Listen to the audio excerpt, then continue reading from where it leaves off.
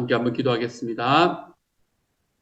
사랑하는 하나님, 하나님께서 저희들에게 추수감사의 날을 허락하여 주시리 감사합니다.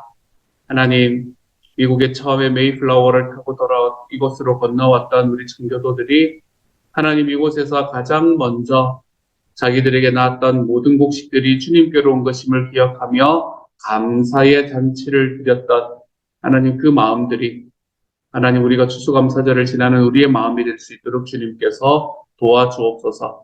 주님, 우리만 즐기는 것이 아니고 그때 그 주변에 있던 모든 인디언들과 그때 그 주변에 있던 모든 사람들 함께 건너온 모든 이들이 함께 하나님 먹을 것을 먹고 함께 즐길 것을 즐겼던 그때의 그 마음들이 하나님 우리에게도 나타날 수 있는 오늘 하루가 될 수 있게 하여 주옵소서.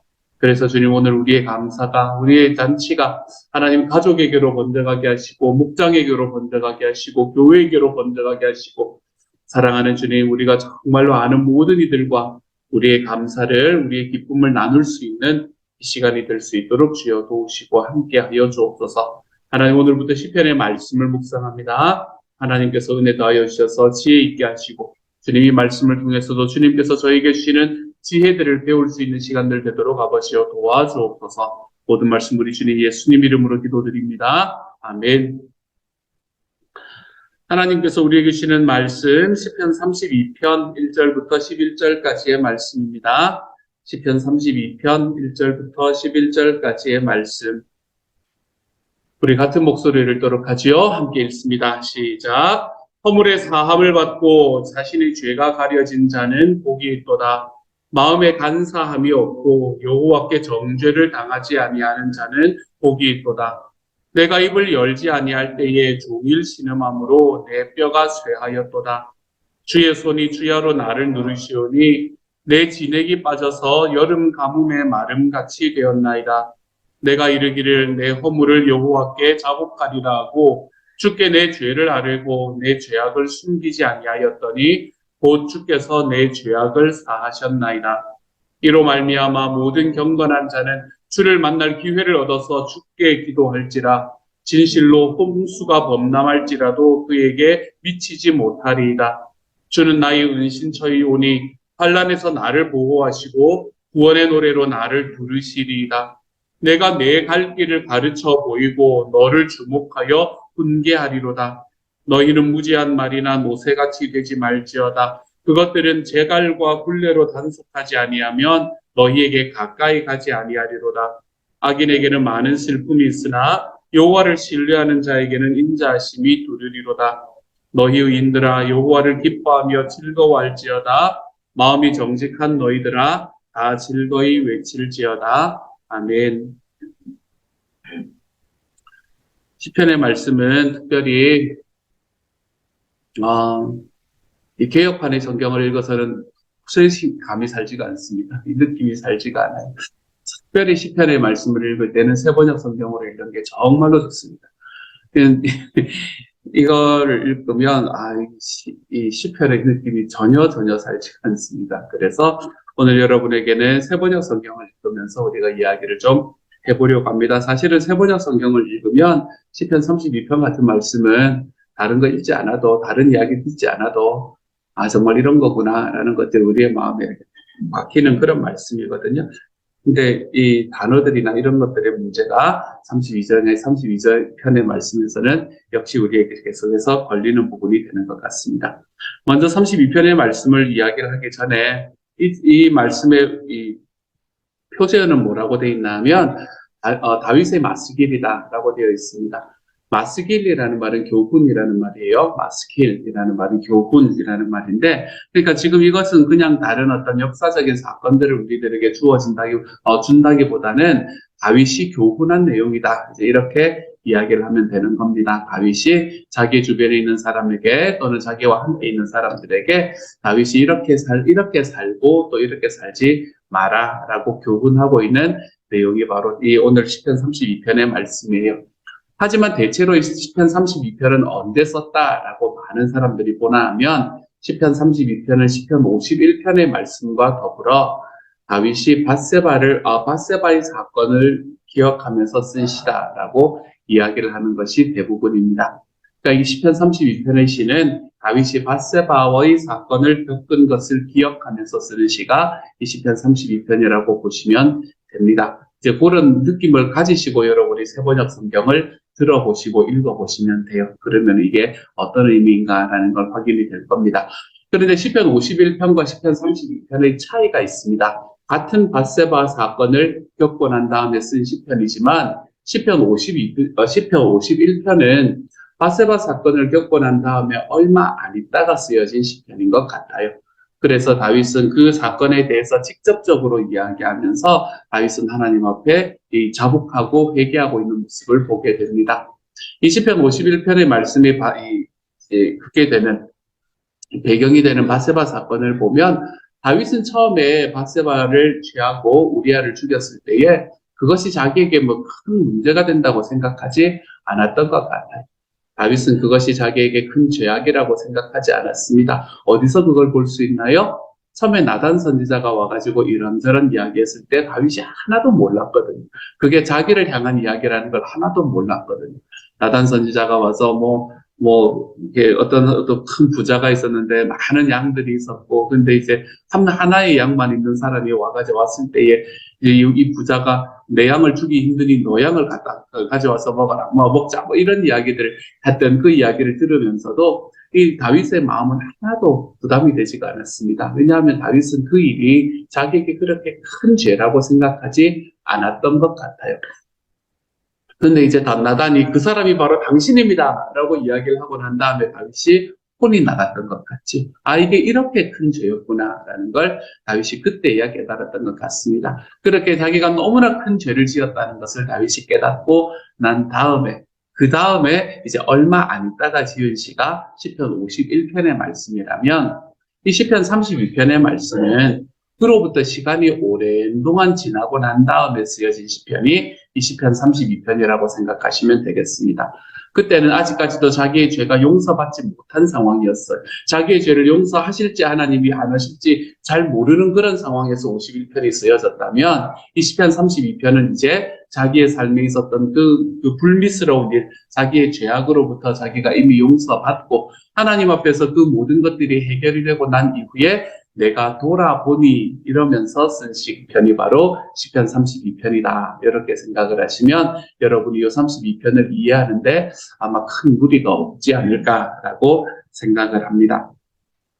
시편 32편은 제가 말씀을 드렸지만 특별히 시편은 세번역 성경으로 읽는 게 좋다고 말씀드렸어요. 그래야 감이 삽니다. 이게 어떤 느낌이구나라는 게 살아요. 시편 32편은 이렇게 시작합니다. 1절과 2절을 먼저 읽을게요. 복되어라 거역한 죄 용서받고 허물을 벗은 그 사람, 주님께서 죄 없는 자로 여겨주시는 그 사람, 마음에 속임수가 없는 그 사람, 그는 복되고 복되다. 이렇게 이야기하는 게 1절과 2절의 말씀이에요. 1절의 말씀은 복되어라 라는 아슈레라는 단어로 시작을 합니다. 복되어라. 이 아슈레라는 단어는 언제 시작되는 건가, 언제 쓰여지는 건가 하면 시편 1편의 말씀에도 쓰여지는 말씀이에요. 복 있는 사람은 이라고 이야기할 때 요것과 똑같은 단어가 쓰여집니다. 그래서 이 시편의 말씀 속에서 특별히 행복하다라는 이야기를 할 때 제가 새로운 삶에서 말씀을 드리는데 성경 전체에는 행복하다라는 말이 없습니다, 여러분. 특별히 구약 성경에서는 행복하다라는 단어가 없어요. 행복하다라는 말 대신에 복되다라는 단어가 있죠. 내가 행복해지는 것이 아니라 행복은 받는 것이다. 하나님께 받는 것이다. 라는 의미가 있는 거예요. 여기 구약 성경에서 행복하다라는 말을 표현하는 게 바로 요 복되어라라는 요 말입니다. 아슈레라는 단어입니다. 근데 복된데 어떤 사람이 복된가 하면 거역한 죄를 용서받고 허물을 벗은 그 사람이 복된 사람이 된다는 것. 자기 자신을 향해서 하는 이야기라는 것 감이 오시죠, 그렇죠? 자기는 밧세바를 범한 그리고 그의 남편을 죽인 정말로 큰 죄를 지었는데 하나님께서 그 모든 것들을 용서하고 허물을 벗게 만들어 주셨다. 물론 자기가 치러야 하는 대가가 너무나 컸음에도 불구하고 그 대가를 다 치르면서 내가 그 용서와 허물을 벗는 자리로 나아갈 수 있었다. 그게 바로 나고 그런 내가 복된 사람이 되었다라고 이야기하는 것을 고백하는 바로 그 이야기가 되는 거죠. 복된 사람은 용서받는 사람이고 허물을 벗는 사람입니다.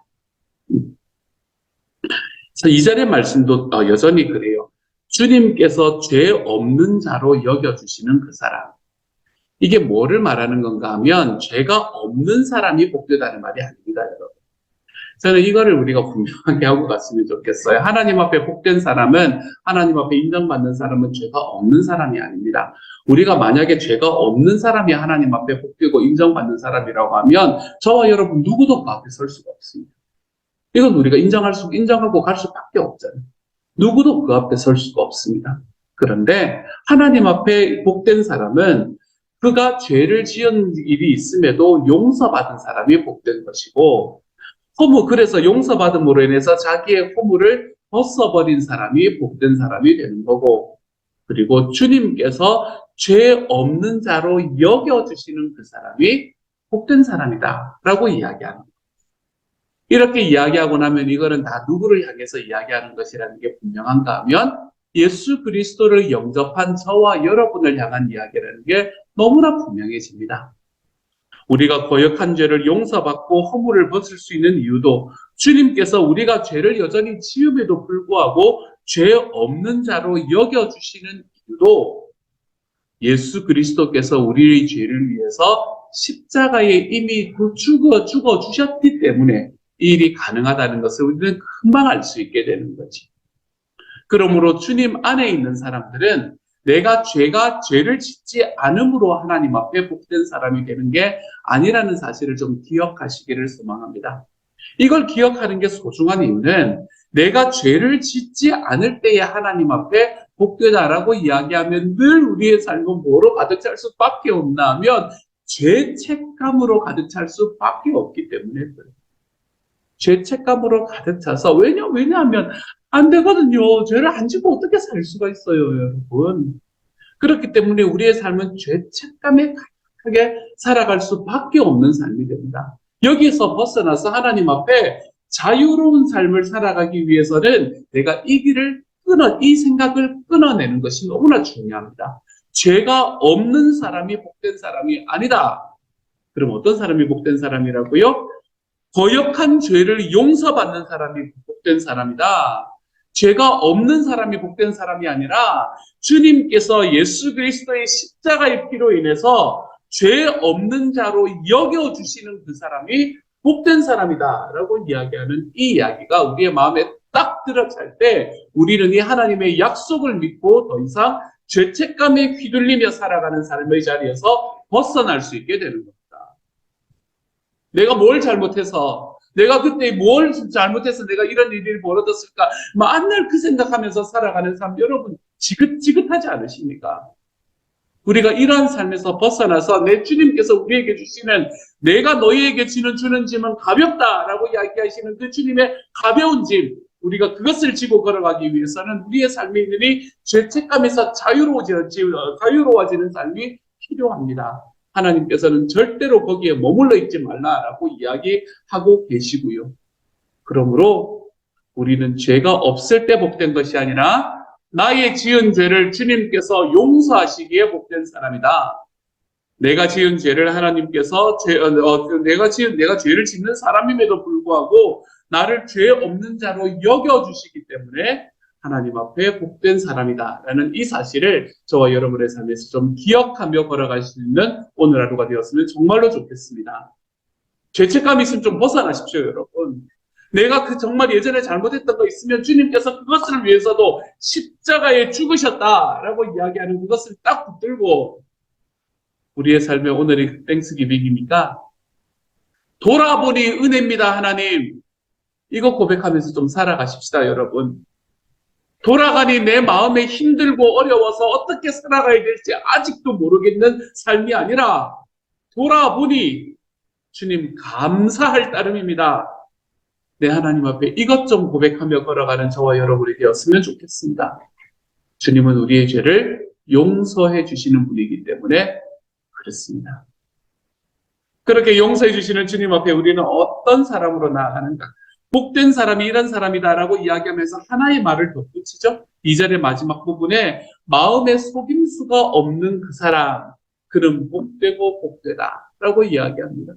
마음에 속임수가 없는 그 사람이라는 말은 이 문맥 속에서는 어떤 의미일까요? 이거는 마음에 속임수가 없다라는 건 앞에서는 죄가 있는데 죄 없는 자로 여겨주시고 거역한 죄를 용서받았고 거역한 죄가 있음에도 용서받고 허물을 벗은 그 사람, 이러한 이야기를 하는 이 문맥 속에서 마음에 속임수가 없는 그 사람이라는 말은 어떤 의미를 이야기하는 걸까요? 너무 분명합니다. 마음속에 죄악을 가려놓고 하나님 앞에 이야기하지 않는 사람이 아니라 죄가 있으면 하나님 앞에 가지고 나아가면 된다, 이걸 이야기하는 거예요. 이게 속임수가 없다는 말입니다. 겉과 속이 똑같다는 이야기지요. 내 마음속에 죄악이라는 게, 그것이 죄라는 게 느껴지면 하나님 앞에 죄라는 걸 인정하고 걸어가고, 내 주변에 있는 사람들을 향한 관계의 죄라는 게 느껴지면 그 관계의 죄를 해결하기 위해 한 걸음 걸어가는 삶, 솔직하고 담백한 삶, 우리가 이런 거를 뭐라고 한다고 생명의 삶에서 배웠나 하면 회개라고 이야기한다고 배웠잖아요. 하나님께서 우리에게 그거 죄지? 라고 이야기하시면 그러네요 주님, 이거 죄네요 라고 동의하는 것, 그게 회개라고 배웠잖아요. 그러니까 마음에 속임수가 없는 그 사람이라는 말은, 우리 이제 좀 roughly 좀 단순화시키면 그 마음에 하나님 앞에 회개할 줄 아는 그 사람은 복되고 복되다 라고 이야기하는 것이 오늘 1절과 2절의 말씀이 됩니다. 1절과 2절은 그러니까 우리에게 뭐를 이야기하나 하면 죄가 없는 사람이 복된 사람이 아니다, 이걸 이야기하는 겁니다. 그거 불가능해, 그렇게 살려고 하지 마, 그거 불가능해, 이걸 이야기해. 우리가 복될 때는 어떨 때 복되다고요? 죄가 있어도 하나님 앞에 죄로 인정이 되지 않는 사람, 내 삶에 죄가 있다고 하더라도 그것이 용서받고 허물을 벗게 된 바로 그 사람이 복된 사람입니다. 그런데 그렇게 걸어가기 위해서 우리는 어떤 길을 걸어야 되나 하면 마음에 속임수가 없는 사람이라는 바로 요 길을 걸어야 됩니다. 여기 무슨 말을 하나 하면 하나님 앞에 내가 죄라는 게 느껴질 때 회개해 볼 줄 아는 사람, 그 사람이 하나님 앞에 복된 사람이다 라고 이야기하는 것이 1절과 2절의 말씀이네요.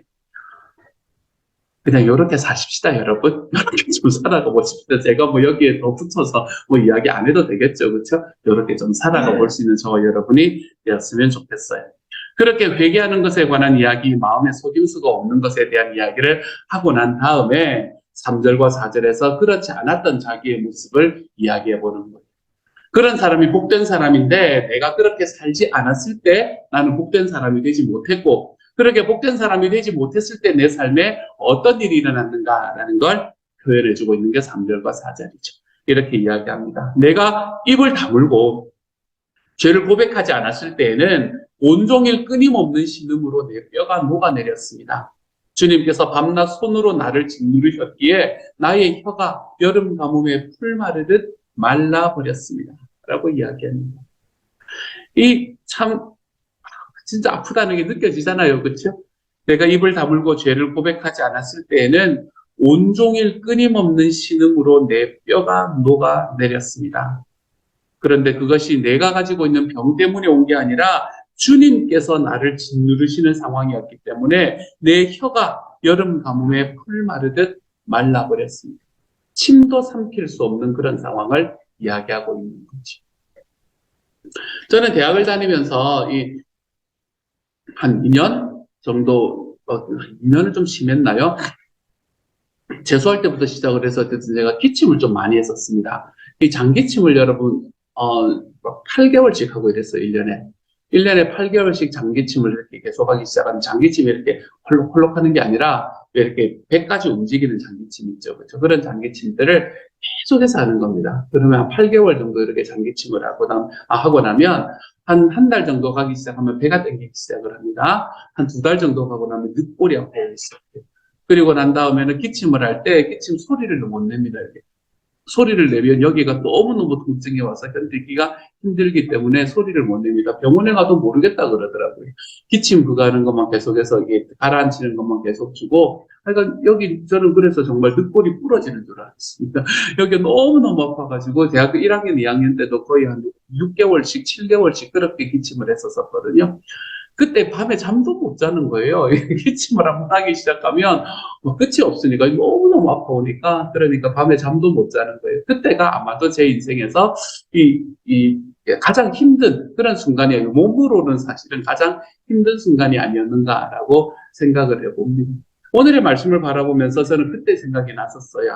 다윗이 했던 이런 때가 과연 언제일까 나에게는 생각을 해보면서 저는 그때 생각이 참 많이 났었습니다. 제가 대학교 4학년 때는 또 그걸 못해서 이 잠을 못 자가지고 또 되게 힘들었던 적이 있었거든요. 그때는 진짜 불면증이 왔었어요. 불면증 한한 보자 한 9개월 정도 불면증이 와가지고 밤에 거의 잠을 자지 못했던 이제 그런 시절이 저에게 있었습니다. 이제 그런 때가 아마 다윗에게 이런 때가 아니었을까라고 생각을 해봅니다. 어쨌든 자기가 죄를 고백하지 않을 때는 하나님 앞에 회개하지 않아서 하나님 앞에 복된 자리로, 복된 사람의 자리로 나아가지 않을 때는 이런 일이 벌어졌다. 온종일 끊임없는 신음으로 내 뼈가 녹아내렸다. 나의 혀가 여름 가뭄에 풀 마르듯이 말라버렸다. 내가 침도 삼키지 못할 만큼 그만큼 힘든 상황을 겪어냈었다. 이게 지금 언제를 돌아보고 있는 건가 하면 자기가 밧세바를 범했던 그때를 돌아보고 있는 거예요. 그때 하나님께서 자기에게 어떻게 하셨는가라는 걸 이제 자기 인생의 후반부에 그때를 돌아보면서 이런 이야기들을 하고 있는 겁니다. 그렇게 하다가 이제 나단 선지자가 찾아와서 자기에게 이야기를 했잖아요. 그리고 그 이야기를 하면서 바로 그 사람이 바로 당신이요 라고 이야기를 하는 그 순간에 5절에서 드디어 나는 내 죄를 주님께 아뢰며 내 잘못을 덮어두지 않고 털어놓았습니다. 내가 주님께 거역한 나의 죄를 고백합니다 하였더니 주님께서는 나의 죄악을 기꺼이 용서하셨습니다. 여기에 더 무슨 이야기를 붙일까요, 여러분? 저는 세번역의 말씀이 그래서 좋아요. 이 세번역의 말씀을 읽으면 여기에 더 이상 붙일 게 없구나라는 생각을 정말로 많이 하게 됩니다. 여러분, 드디어 나는 내 죄를 주님께 아뢰며 내 잘못을 덮어두지 않고 털어놓았습니다. 내가 주님께 거역한 나의 죄를 고백합니다 하였더니 주님께서는 나의 죄악을 기꺼이 용서하셨습니다. 저는 이런 삶의 과정이 저와 여러분에게도 늘 일어났으면 좋겠어요. 하나님께서는 용서하시는 하나님입니다, 여러분. 어떤 삶의 상황 속에서도 우리를 용서하실 준비가 되어 계시는 분이세요. 우리를 용서하실 준비가 되어 계시는 그분 앞에 드디어 나는 내 죄를 주님께 아뢰며 내 잘못을 덮어두지 않고 털어놓았습니다. 저는 이 삶의 모습이 저와 여러분이 있었으면 좋겠습니다. 여기에 있으면 주님 용서하세요. 그게 하나님의 성품이기 때문에 그렇습니다. 이 하나님의 용서 늘 경험하면서 살아가십시다. 하나님 앞에 자주 회개하고 내 삶을 회개는 돌아볼 때 하는 거거든요. 나를 좀 돌아보고 그리고 하나님 앞에 회개하고 그리고 그 회개에 대해서 주님께서 용서하시는 이 은혜들을 늘 경험하면서 살아갈 때 우리는 하나님 앞에 성령 충만이 무엇인지를 또한 경험할 수 있게 될 겁니다. 이러한 삶으로 좀 살아갔으면 좋겠어요. 이제 나머지도 이야기 많이 안 붙이려. 그리고 다윗은 이렇게 고백합니다. 경건한 사람이 고난을 받을 때에 모두 주님께 기도하게 해주십시오. 저도 여러분이 그렇게 기도할 수 있기를 소망합니다. 고난이 홍수처럼 밀어닥쳐도 그에게는 미치지 못할 것입니다. 주님은 나의 피난처, 나를 재난에서 지켜주실 분. 주님께서 나를 보호하시니 나는 소리 높여 주님의 구원을 노래하렵니다. 멋지죠, 그렇죠? 시편이 이래서 좋아요. 시편 그냥 읽기만 하면 마음이 이렇게 두근두근 되는 그런 말씀이라서 좋아요. 경건한 사람이 고난을 받을 때 모두 주님께 기도하게 해주십시오. 기억하십시오, 여러분. 고난이 홍수처럼 밀어닥쳐도 그에게는 미치지 못할 것입니다. 고난이 홍수처럼 밀어닥쳐도 하나님을 믿는 여러분에게는 결코 미치지 못할 것입니다. 이것을 기억하며 살아가는 저와 여러분이 되어 가십시다. 이걸 알 때 우리는 하나님께 진짜 감사할 수 있습니다. 이걸 알 때 우리는 주님께로 피한다는 게 뭔지를 깨달을 수 있어요. 이걸 딱 아니까, 고난이 홍수처럼 밀어닥쳐도 나에게는 미치지 못한다라는 걸 아니까 주님은 나의 피난처, 나를 재난에서 건져주실 분, 주님께서 나를 보호하시니 나는 주님을 소리 높여 그분의 구원을 노래하겠습니다 라고 이야기하는 자리로 들어갈 수 있게 되는 거예요.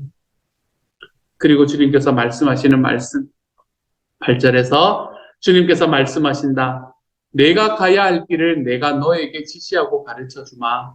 너를 눈여겨보며 너의 조언자가 되어주겠다.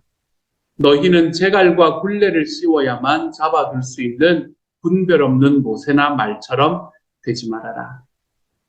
이게 무슨 말인가 하면 하나님을 나의 피난처로 삼고 주님께 나아오는 것을 좀 너희의 자발적인 마음으로 하면 어떠냐. 이건 이 이야기를 하고 있는 거예요. 내가 제갈 씌우고 굴레 씌워가지고 네가 이렇게 저렇게 해야 되는 그런 노세나 말이 되는 것이 아니라 주님을 나의 피난처로 삼고 그분께로 나아오는 삶을 우리의 삶에서 일상이 되어가는 삶으로 살아가는 게 어떠냐라고 이야기하고 그렇게 서제스천하는 내용이 바로 이 내용이 되는 겁니다. 그러면서 하는 이야기가 뭔가 하면 악한 자에게는 고통이 많으나 주님을 의지하는 사람에게는 한결같은 사랑이 넘친다. 한결같은 사랑 이런 거 보시면 여러분 어떤 단어가 생각나지 않습니까? 이제는 이런 거 헤세드 이런 거 다 헤세드입니다. 헤세드. 하나님의 헤세드가 넘친다. 의인들아 너희는 주님을 생각하며 즐거워하고 기뻐하여라. 정직한 사람들아 너희는 다 함께 기뻐 반복하여라. 왜 그런가요? 내 능력으로 된 것이 아니라 주님께서 나에게 해주시는 것으로 의인이 된 너희는, 이 의인이라는 것은 앞에 있는 복된 사람이라는 말하고 똑같은 단어라고 생각하시면 됩니다. 그 의인들은 주님을 생각하고 즐거워하고 기뻐해라. 정직한 사람들 앞에서는 솔직하다라는 말로 표현이 되어 있었죠. 그렇죠? 그 솔직한 사람 하나님 앞에 회개하며 나오는 것과 속이 하나님 앞에 똑같은 사람들아 너희는 다 함께 기뻐 반복하여라. 왜요? 주님께서는 우리가 죄가 있음에도 죄가 있다는 것을 알고 계심에도 우리를 그 죄에서 용서하실 준비가 되어 계시는 분이라는 그 사실로 내가 죄가 있음에도 내 주님께서는 나의 죄로 인해서 내가 피해야 할 존재가 아니라 내가 나의 죄가 있음에도 불구하고 그분을 의지하고 걸어갈 수 있는 존재가 되어 주시기 때문에 주님께서는 우리에게 내가 가야 할 길은 내가 너에게 지시하고 가르쳐 주겠다. 너를 눈여겨보아서 너의 조언자가 되어 주겠다라고 이야기하시며 우리의 삶을 이끌어 가시는 분이시기 때문에 그렇기 때문에 너희는 주님을 생각하고 즐거워하고 기뻐하여라. 이것이 오늘 시편의 마무리가 됩니다. 사랑하는 여러분, 땡스기빙 데이, 추수감사절의 날, 저는 저와 여러분이 하나님을 생각하고 즐거워하고 기뻐할 수 있는 하나님의 사람이 되기를 소망합니다. 주님께서는 우리의 삶에 고난이 홍수처럼 밀어닥쳐도 결코 우리에게 미치지 못하게 하실 분이 바로 우리 주님이시라는 사실을 기억해 보시기를 소망합니다. 그래서 우리의 삶에 있는 어떤 삶의 과정 속에서도 내가 주님 앞에 동의하고 회개하고 나아가는 그 순간이 되면 하나님은 내가 가지고 있는 죄를 용서하실 준비가 되어 계시고 나의 죄가 용서받은 우리는 우리 하나님 앞에 복된 사람으로 살아갈 수 있음을 우리 하나님 앞에 깨닫고 좀 기뻐하며 걸어갈 수 있는 사람이 되어 가시기를 소망합니다. 올 한 해를 돌아보시며 하나님 돌아보니 모든 것이 감사한 일이었습니다.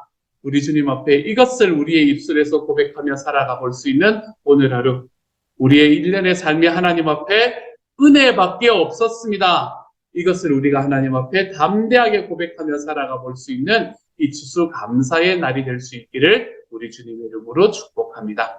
이 시간 같이 한번 기도하며 나아가도록 하죠. 함께 한번 기도합니다. 복되어라 거역한 죄 용서받고 허물을 벗은 그 사람, 주님께서 죄 없는 자로 여겨주시는 그 사람, 마음에 속임수가 없는 그 사람, 그는 복되고 복되다. 경건한 사람이 고난을 받을 때에 모두 주님께 기도하게 해주십시오. 고난이 홍수처럼 밀어닥쳐도 그에게는 미치지 못할 것입니다. 주님은 나의 피난처, 나를 재난에서 건져주실 분, 주님께서 나를 보호하시니 나는 소리 높여 주님의 구원을 노래하렵니다. 하나님, 오늘 추수감사의 하루 이렇게 주님 앞에 고백하며 살아가는 하나님의 사람들이 되게 하여 주옵소서. 모든 말씀 우리 주님 예수님의 이름으로 기도드립니다. 아멘. 하늘에 계신 우리 아버지여, 이름이 거룩히 여김을 받으시오며 나라 임하옵시며 뜻이 하늘에서 이룬 것 같이 땅에서도 이루어지이다. 오늘날 우리에게 일용할 양식을 주옵시고 우리가 우리에게 죄 지은 자를 사하여 준 것 같이 우리 죄를 사하여 주옵시고 우리를 시험에 들게 하지 마옵시고 다만 악에서 구하옵소서. 내게 나라와 권세와 영광이 아버지께 영원히 있사옵나이다. 아멘.